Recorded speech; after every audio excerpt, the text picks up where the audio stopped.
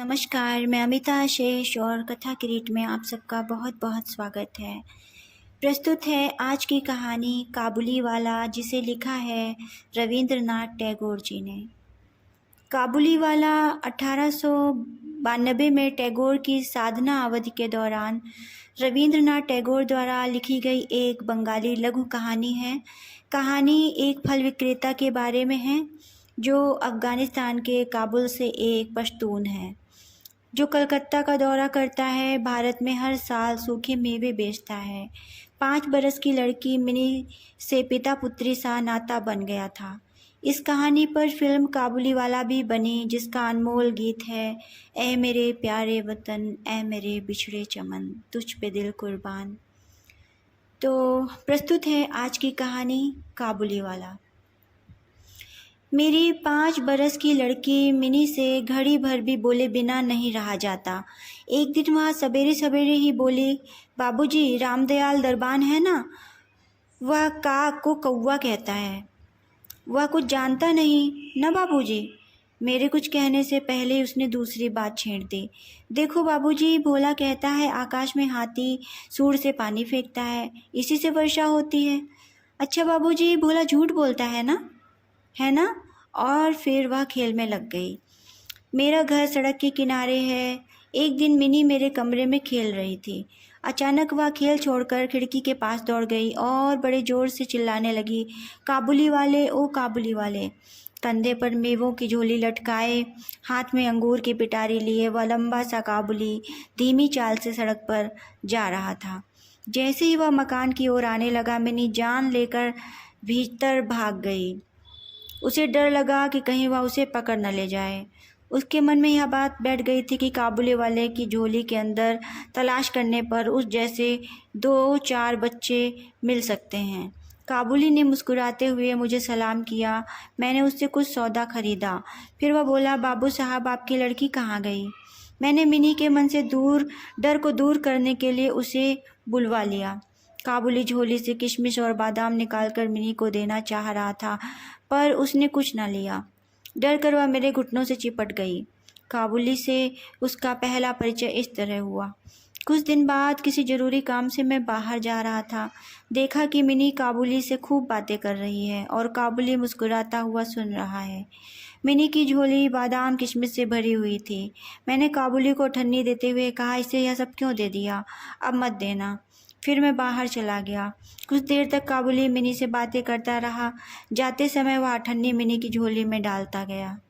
जब मैं घर लौटा तो देखा कि मिनी की माँ काबुली से अठन्नी लेने के कारण उस पर खूब गुस्सा हो रही है। काबुली प्रतिदिन आता रहा। उसने किशमिश बादाम दे देकर मिनी के छोटे से हृदय पर काफ़ी अधिकार जमा लिया था। दोनों में बहुत बहुत बातें होती और वे खूब हंसते।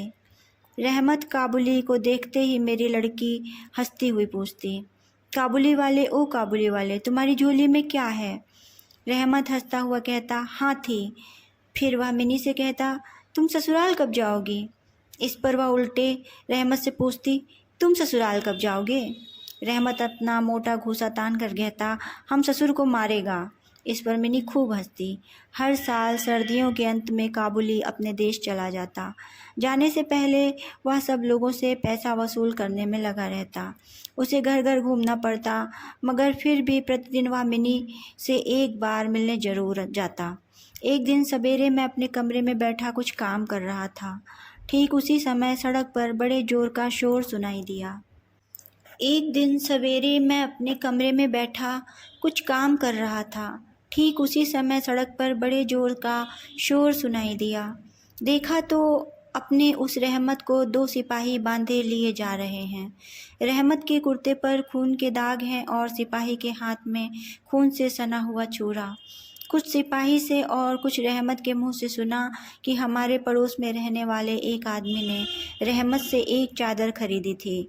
उसके कुछ रुपए उस पर बाकी थे, जिन्हें देने से उसने इनकार कर दिया था। इसी पर दोनों में बात बढ़ गई और काबुली ने उसे छुरा मार दिया। बस इतने में काबुली वाले कहती हुई मिनी घर से निकल आई। रहमत का चेहरा क्षण भर के लिए खिल उठा। मिनी ने आते ही पूछा, तुम ससुराल जाओगे? रहमत ने हंसकर कहा, हाँ वहीं तो जा रहा हूँ। रहमत को लगा कि मिनी उसके उत्तर से प्रसन्न नहीं हुई। तब उसे घूंसा दिखाकर कहा, ससुर को मारता, पर क्या करूं, हाथ बंधे हुए हैं। छुरा चलाने के अपराध में रहमत को कई साल की सजा हो गई।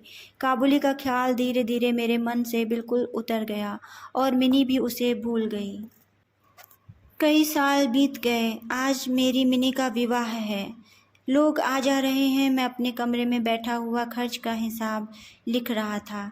इतने में रहमत सलाम करके एक ओर खड़ा हो गया। पहले तो मैं उसे पहचान ही न सका। उसके पास न तो झोली थी और न चेहरे पर पहले जैसी खुशी। अंत में उसकी ओर ध्यान से देखकर पहचान गया कि यह तो रहमत है। मैंने पूछा, क्यों रहमत, कब आए? कल ही शाम को जेल से छूटा हूँ, उसने बताया। मैंने उससे कहा, आज हमारे घर में एक ज़रूरी काम है, मैं उससे लगा हुआ हूँ, आज तुम जाओ फिर आना। वह उदास होकर जाने लगा। दरवाजे के पास रुककर बोला, जरा बच्ची को नहीं देख सकता क्या? शायद उसे यही विश्वास था कि मिनी अब भी वैसी ही बच्ची बनी हुई है। वह अब भी पहले की तरह काबुली वाले ओ काबुली वाले चिल्लाती हुई दौड़ी चली आएगी। उन दोनों की उस पुरानी हंसी और बातचीत में किसी तरह की कोई रुकावट न होगी। मैंने कहा, आज घर में बहुत काम है, आज उससे मिलना न हो सकेगा। वह कुछ उदास हो गया और सलाम करके दरवाजे से बाहर चला गया। मैं सोच ही रहा था कि उसे वापस बुलाऊं, इतने में वह स्वयं ही लौट आया और बोला, यह थोड़ा सा मेवा बच्ची के लिए लाया था, उसको दे दीजिएगा। मैंने उसे पैसे देने चाहे पर उसने कहा, आपकी बहुत मेहरबानी है बाबू साहब, पैसे रहने दीजिए। फिर जरा ठहर कर बोला, आपकी जैसी मेरी भी एक बेटी है, मैं उसकी याद कर करके आपकी बच्ची के लिए थोड़ा सा मेवा ले आया करता हूँ। मैं यहाँ सौदा बेचने नहीं आता।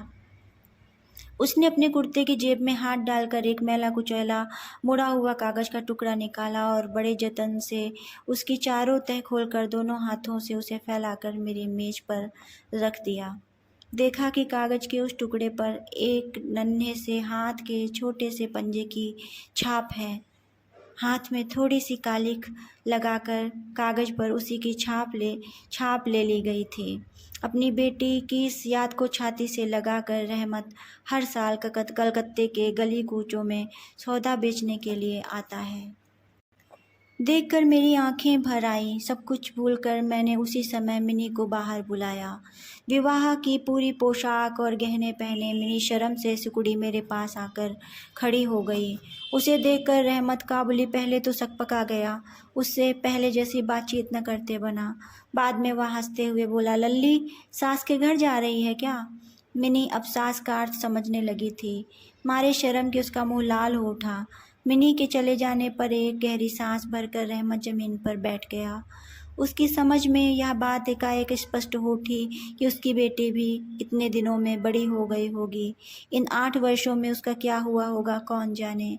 वह उसकी याद में खो गया। मैंने कुछ रुपए निकाल कर उसके हाथ में रख दिए और कहा, रहमत तुम अपनी बेटी के पास अपने देश चले जाओ। धन्यवाद।